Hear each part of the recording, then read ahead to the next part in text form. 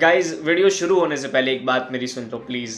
एक तो मैं वीडियोस बना रहा हूँ एंड मैं तुम्हारा सपोर्ट चाहता हूँ भाई। प्लीज़ वीडियो को ज़्यादा से ज़्यादा देखा करो यार। प्लीज़ बीच में से छोड़ के मत जाया करो।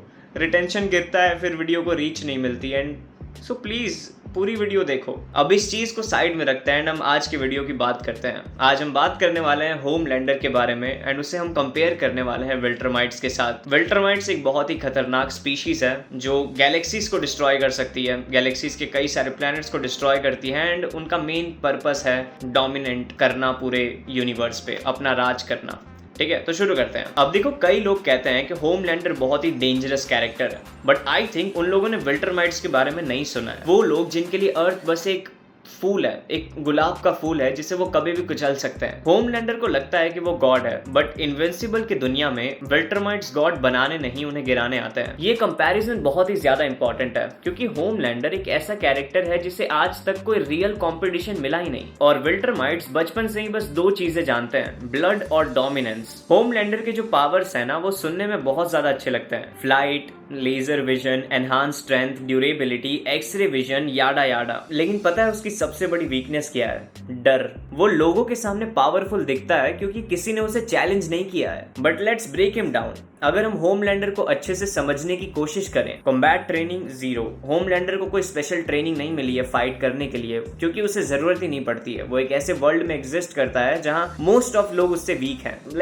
होमलैंडर की ड्यूरेबिलिटी भी मिड है। क्वीन मेव ने तो उसका कान फाड़ दिया था एक रॉड से। सोल्जर बॉय ने भी इसकी बहुत ही बुरी हालत कर दी थी एंड बुचर ने भी इससे actual hand to hand combat की है एंड इसे इफेक्ट हुआ था उसका। मेंटल स्टेबिलिटी भाई पूरा अनस्टेबल है। ये बंदा इमोशनली एक बच्चा है, ईगो फ्रेजाइल है, अनलिमिटेड इनसिक्योरिटीज है और कभी कभी तो बंदा खुद को ही मिरर में देख के रो देता है। बोलता तो है कि I can do whatever I want, but बंदा फिर भी इनसिक्योर है। तो हाँ, उसके पास पावर्स हैं, but fight IQ, mental strength and strategic depth सब 0 है। चलो, अब होमलैंडर की बात हो गई, अब विल्ट्रमाइट्स की बात करते हैं। अब देखो, ये कोई सुपर हीरोज नहीं है, ये मॉन्स्टर्स हैं। ओमनी मैन, एनीसा, कॉन्क्वेस्ट, ये सब बॉर्न सोल्जर्स हैं।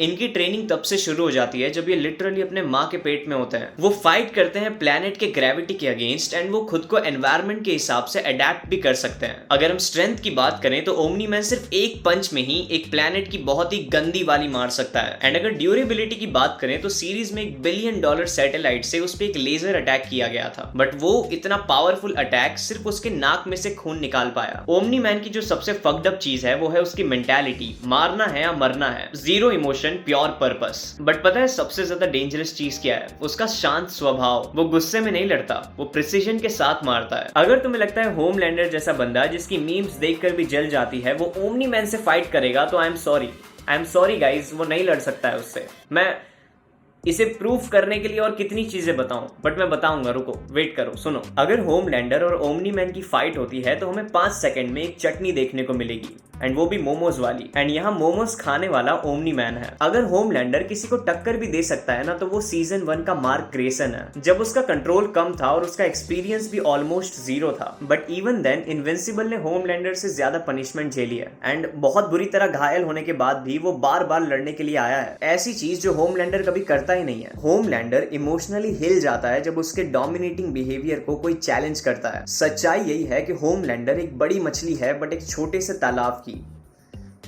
फिलोसॉफिकल साउंड कर रहा हूं। और ओमनी मैन जो एक विल्ट्रमाइट है वो गैलेक्सीज डोमिनेट करते हैं। वो सुपर हीरोज से नहीं, वो लिटरली सिविलाइजेशन से लड़ते हैं। और जब तुम उसे होमलैंडर के सामने रखते हो तो वो सिर्फ एक मीम लगता है, एक इनसिक्योर नार्सिसिस्ट जिसे अपने ही रिफ्लेक्शन से डर लगता है। सो जब तक होमलैंडर के पास कोई रियल डिसिप्लिन नहीं है, कोई कॉम्बैट ट्रेनिंग नहीं है और कोई इमोशनल रिजाइलेंस नहीं है, वो सिर्फ एक ग्लास से बना हुआ गॉड है जिसे ओमनी मैन जैसा कोई भी पावरफुल कैरेक्टर तोड़ सकता है। एंड याद रखना, वो सिर्फ इसलिए पावरफुल लगता है क्योंकि उसका कंपैरिजन कभी कोई रियल वॉरियर से हुआ ही नहीं है। समझ रहे हो ना मैं क्या कहना चाह रहा हूं? अब देखो, तुम्हें कौन ज्यादा पावरफुल लगता है? दिल से मुझे बता देना कमेंट्स में।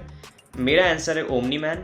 तुम अगर होमलैंडर को चूज करते हो तो प्लीज वो पॉइंट्स मेंशन कर देना जिससे मुझे समझ में आए कि तुम किस बेसिस पे इस फाइट को जितवा रहे हो, किस बेसिस पे होमलैंडर इस फाइट को जीतेगा। Love you guys, peace out.